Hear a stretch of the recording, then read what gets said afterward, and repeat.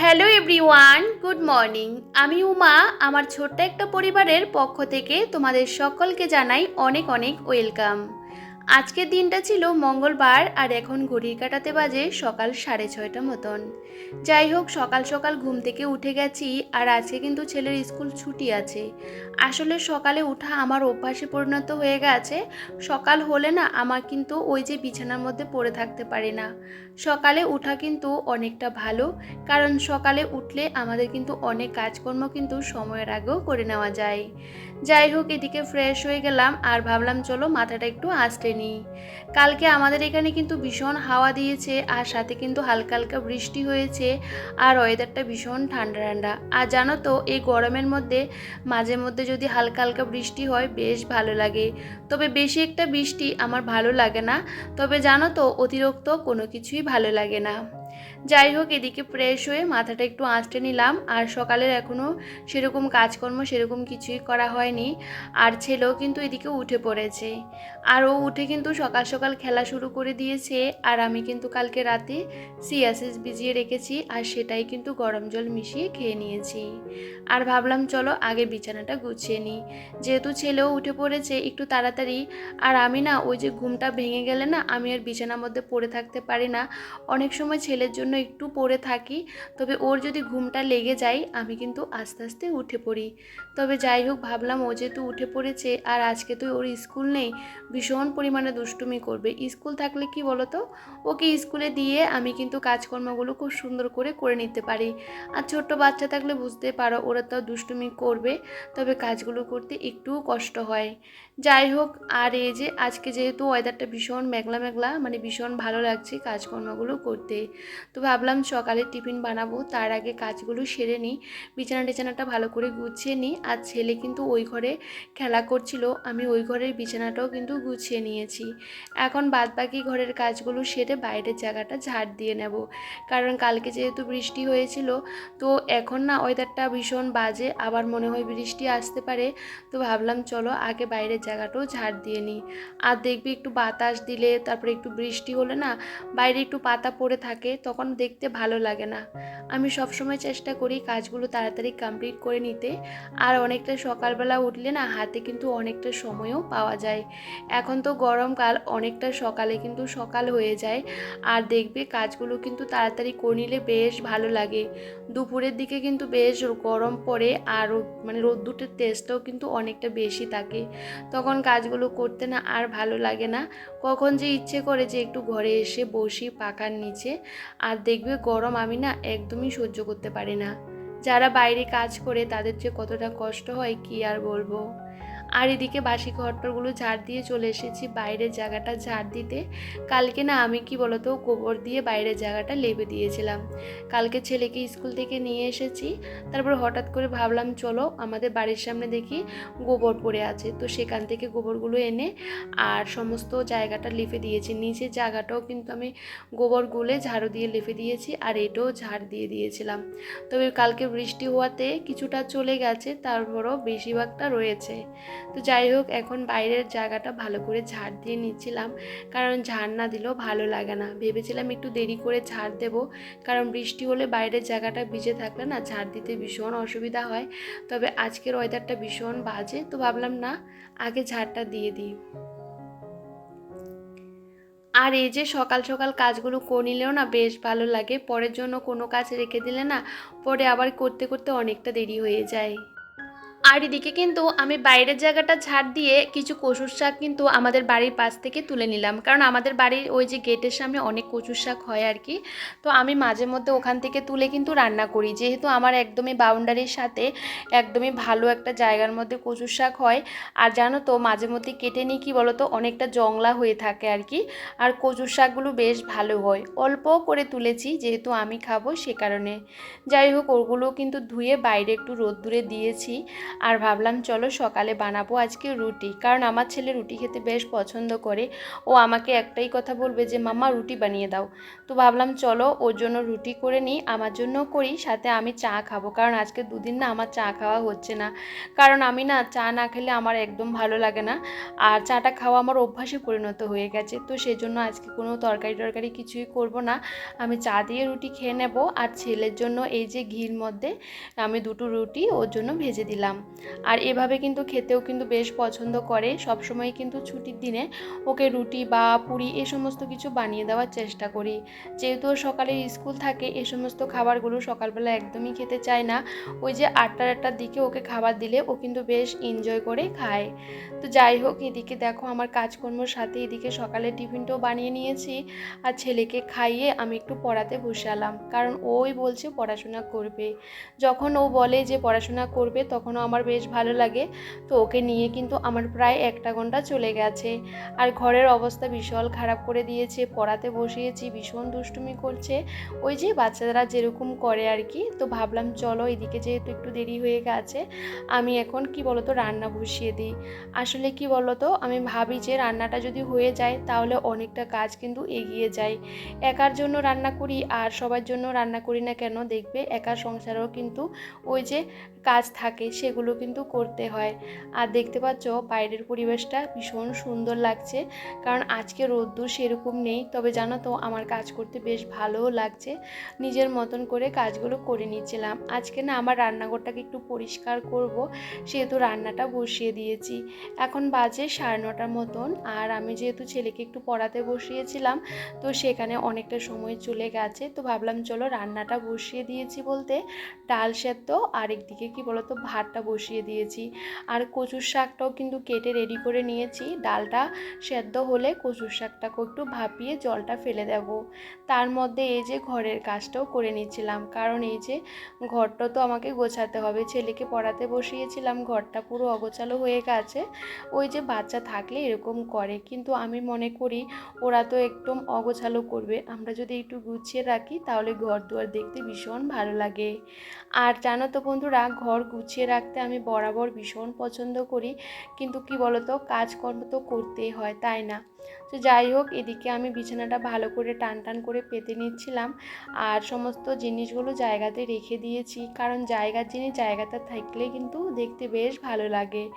আর এই সমস্ত কাজগুলো করতে করতেও কিন্তু সময়টা অনেকটা তাড়াতাড়ি চলে যায়।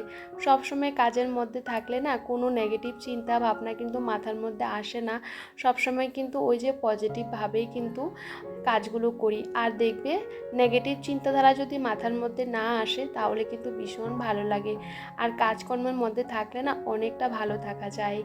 আমি না এই যে সকাল থেকে যে রাতে ঘুমানো আগে পর্যন্ত আমার সেরকম কারোর সাথে কথা হয় না, সব সময় কাজের মধ্যে থাকি। আর আমি কিন্তু বেশি ফোনও কিন্তু কারোর সাথে কথা বলি না। ওই যে বাড়ির থেকে যদি ফোন করে মা বাবু, তাদের সাথে কথা হয়, শ্বশুর শাশুড়ি এই কয়েকজনের সাথে কিন্তু আমার কথা হয়। তার বাইরে আমি কিন্তু কারোর সাথে এখন কথা বলা হয় না, কারণ এখন সময়ে হয় না। কারণ সন্ধ্যার পর ছেলেকে পড়াতে বসাতে হয়, তারপরে ওকে ঘুম থেকে ওঠার পর আবার মানে একটার পর একটা কাজ লেগে থাকে, সেহেতু আমি আবার সময়ও পাই না, আর সুযোগও আমার হয়ে ওঠে না। আর এদিকে রান্না করতে করতে আমি কিন্তু এই যে খাটের নিচটা ভালো করে একটু ঝাড় দিয়ে নিয়েছি। কালকেও কিন্তু ভীষণ হাওয়া দিয়েছে, সাথে বৃষ্টি হয়েছে।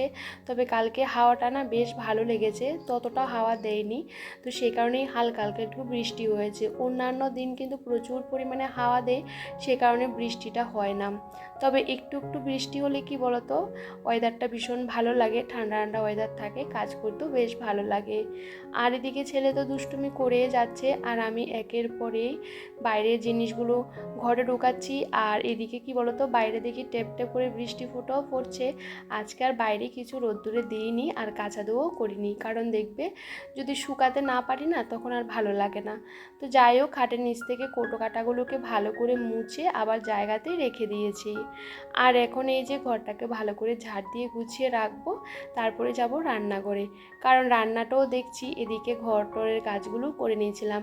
একটা মানুষ না এই যে এভাবে যদি কাজ করে তাহলে কিন্তু সময়ের আগে আমরা অনেক কাজে করে নিতে পারি। যেহেতু রান্নাঘরটা পরিষ্কার করব, তার আগে ভাবলাম চলো এই ঘরটা গুছিয়ে ঝাড়টা দিয়ে রাখি, বাদ বাকি কাজগুলো পরেই করব। আর এই যে রান্না বসিয়েছি, তেলটাও শেষ হয়ে গেছে, তেলটাও এখন ঢুকিয়ে নিলাম। আর আজকে গাছ থেকে নিয়েছিলাম বেগুন আর আলু ভাজি করব ছেলের জন্য। কারণ জানো তো, ছেলেকে যে কী দিয়ে ভাত খাওয়াবো আমি বুঝতেই পারি না, কোনো সবজি খেতে চায় না জানো তো। আর দেখবে বাচ্চারা না খেতে চাইলে তখন আর ভালো লাগে না যে কোনো কিছু রান্না করি। আর যেহেতু একার জন্য সেরকম রান্নাবান্নাও চাপ থাকে না, তবে বাচ্চার জন্য তো কিছু না কিছু করতেই হয়। যাই হোক, ডালটা আমাকে রোজ দিন করতে হয়, কারণ ডাল ছাড়া ওকে তো আর ভাত খাওয়াতে পারি না। তো টমেটো দিয়ে ডাল করেছি, আর এদিকে বেগুন আলু ভাজি করেছি, আর করছি কচুর শাক। আর ছেলেকে না ডিম অমলেট করব, কারণ ডিম অমলেট ও খেতে ভীষণ পছন্দ করে। সেদ্ধ ডিমটাও খায় আবার অমলেটটাও খায়, তো সেটাও পরে করব। আর এখন এই যে অল্প করে কচুর শাক কিন্তু আমি করে নিয়েছি। আর কচুর শাকটাও কিন্তু আমার রান্না করতে করতে এই যে এইটুকু হয়ে গেছে। যাই হোক, এদিকে রান্নাবান্না হয়ে গেছে, এখন বাজে 10:30টার মতন। আর এদিকে বাসন কুসন সমস্তটা ধুয়ে বারান্দার মধ্যে জড়ো করে রেখেছি। আর এখন আসলাম এই যে রান্নাঘরটাকে পরিষ্কার করার জন্য। টিনের রান্নাঘর কতটা নোংরা হয় জানো তো। বিশ্বাস করো, আমি কিন্তু রোজ দিনেই কোটো কাটাগুলোকে মুছি, তবে এতটা নোংরা হয়ে যায় একদম ভালো লাগে না। তবে রোজ দিন তো জিনিসগুলোকে সরিয়ে সরিয়ে পরিষ্কার করা সম্ভব হয় না, তবে চেষ্টা করি সপ্তাহে একটা দিন অন্তত কোটো কাটাগুলোকে সরিয়ে এই যে জিনিসগুলো পরিষ্কার করতে। আমার অনেক বাসনপত্র আছে, যেগুলো আমার দরকার নেই সেগুলো আমি ঢুকিয়ে রাখি। যেহেতু আমি একা মানুষ, সেহেতু আমি কিন্তু বাসন কোসন সেরকম রান্নাঘরে রাখি না, সমস্তটা আমার খাটের বক্সের মধ্যে ঢুকানো। কারণ দেখবে বাইরে রাখলে সেগুলো নোংরা হবে, ধুলো পড়বে, সেগুলো কিন্তু মোছামুছির কাজটা করতে হয়। যেহেতু আমার প্রয়োজন পড়ে না, সেহেতু কিন্তু আমি এত জিনিস রান্নাঘরে রাখি না। যবে আমার রান্নাঘর হবে তখন সমস্ত কিছু দিয়ে সাজিয়ে গুছিয়ে রাখবো। আর এই যে কোটো কাটাগুলোকে ভালো করে এখন মুছে নিয়েছিলাম। ওই যে বললাম, আমি কিন্তু রোজ দিনে কোটো কাটাগুলোকে মুছে নিই, কারণ আমার ভালো লাগে না কোটো কাটাগুলো দেখবে একটু নোংরা হয়ে গেলে হাত দিতে জানি কেমন লাগে। তারপরও টিনের রান্না করে কিন্তু বেশ নোংরা পড়ে, আর ভীষণ পরিমাণে ধুলোও হয়। আর যেহেতু চারপাশটা ফাঁকা রয়েছে, সেহেতু প্রচুর পরিমাণে নোংরা হয়ে যায়। যাই হোক, আমি একটা কাপড় দিয়ে ভালো করে মুছে নিয়েছি। প্রত্যেকটা কোটো কাটা কিন্তু এই যে এখানে সাজিয়ে গুছিয়ে রাখলাম। আমার রান্নাঘরে যেটুকু জিনিসপত্র রাখি সবটা আমার দরকার লাগে, সেহেতু রাখি। চাইলে আমি অন্যভাবে সাজিয়ে গুছিয়ে রাখতে পারি না জানো তো। কোনো রকম এখানে আমি রান্নাবান্না করি। তবে নিজের ঘরটা ভাঙা হোক আর যেরকমই হোক না কেন, এটাই কিন্তু আমার শান্তির জায়গা। দেখবে নিজের বাড়িটা ভাঙা হোক আর যেরকমই হোক না কেন, সেখানে অনেকটা শান্তি পাওয়া যায়, যেখানে আমি নিজের মতন করে সংসারের কাজগুলো করতে পারি। তবে মধ্যবিত্ত ঘরের বউ হয়ে বিলাসিতা করি না, সব সময় চেষ্টা করি এই যে ভাঙাচোরা ঘরগুলোকে সব সময় সাজিয়ে গুছিয়ে রাখতে। আসলে বাড়িঘর সাজিয়ে গুছিয়ে রাখতে বড় বড় জিনিসের প্রয়োজন হয় না, অনেক সময় ছোট ছোট কম দামি জিনিস দিয়েও কিন্তু খুব ভালোভাবে ঘর সাজিয়ে রাখা যায়। আমার ঘরে সেরকম ভালো কোনো জিনিস নেই, বা কোনো দামি জিনিস আমার কাছে নেই। যেটুকু আছে সবটা অল্প পয়সার, আর সবটা কিন্তু আমি সাজিয়ে গুছিয়ে রাখতে ভীষণ পছন্দ করি। ইচ্ছে করলে আমার টিনের রান্নাঘরে আমি অনেক কিছু নিয়ে এসে সাজিয়ে গুছিয়ে রাখতে পারি। আমি মনে করি অযথা পয়সা নষ্ট, কারণ যেহেতু আমার এই ঘরটা ভাঙা হবে, সেহেতু আমি জিনিস কিনে আর এখানে রাখবো বা কোথায়। কারণ কি বলতো, এখানে যে আমি উপরে কোনো রকমভাবে কি বলতো কাঠ দিয়ে এই যে গ্যাসটাকে উপরে তুলেছি, বেশি একটা মজবুত না। আসলে অনেক কিছু সাজিয়ে গুছিয়ে রাখতে গেলে উপরে রাখতে হবে, তারপরে কি বলতো সবটা ভেঙেও পড়বে। তো সেহেতু আমি সেরকম কিছু রাখি না, যেটুকু দরকার সেটুকু দিয়েই কিন্তু আমি আমার এই যে ছোট্ট ভাঙাচোরা রান্নাঘরটাকে সাজিয়ে রাখি। ঘর যেমনই হোক না কেন, সেটা যদি পরিষ্কার আর গোছানো থাকে তখন বেশ ভালো লাগে। তবে আমার রান্নাঘরটা পরিষ্কার করতে আমার প্রায় 1 ঘন্টার উপরে লেগে গেছে। সবটা তোমাদের সাথে ক্যামেরা নিয়ে শেয়ার করতে পারিনি। যাই হোক, এখন সমস্ত জায়গাগুলো গুছিয়ে রেখেছি, আর প্রত্যেকটা প্লাস্টিক কিন্তু আমি একটু চেঞ্জ করে নেওয়ার চেষ্টা করেছি। কিছু কিছু প্লাস্টিক ছিল সেগুলো আমি ফেলেও দিয়েছি। তারই সাথে এই যে আমার দুটো ঘর সবসময় পরিপাটি এবং গোছানো। এদিকে ঘর দুয়ার মোছা হয়ে গেছে, ফাঁকাগুলো ছেড়ে দিয়েছি। তবে ভাবলাম চলো আমি চান করে পুজোটাও দিয়ে দিই। কাজ তো আমাদের করতে হয় একা সংসারে, তবে কাজগুলো সবসময় গুছিয়ে এবং সাজিয়ে রাখার চেষ্টা করি।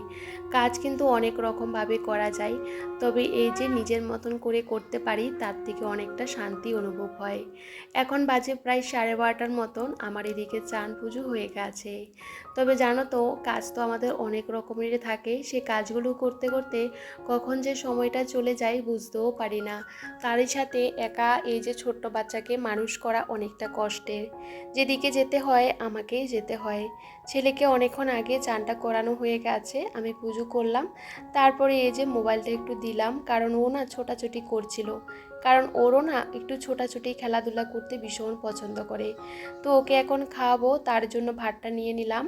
আর ওকে কিন্তু খাওয়াতে গেলেও একটুখানি সময় লাগে, এজন্য আমি সবসময় কিন্তু ওকে কিন্তু একটু খাওয়াতে গেলে একটু সময় নিয়ে বসার চেষ্টা করি। তবে চলো, ওকে খাওয়ানো দাওয়ানো কমপ্লিট করে আমিও কিন্তু খাওয়া দাওয়াটা সেরে নিয়েছি। এদিকে বাদ বাকি সমস্ত কাজকর্ম করে চলে এসেছি ছেলেকে ঘুম পাড়ানোর জন্য। তবে আজকে ব্লগটা যদি তোমাদের কোনো অংশে ভালো লেগে থাকে প্লিজ কমেন্ট করে জানাতে একদমই ভুলো না। সবাই অনেকটা ভালো থেকো, সুস্থ থেকো, সাবধানে থেকো।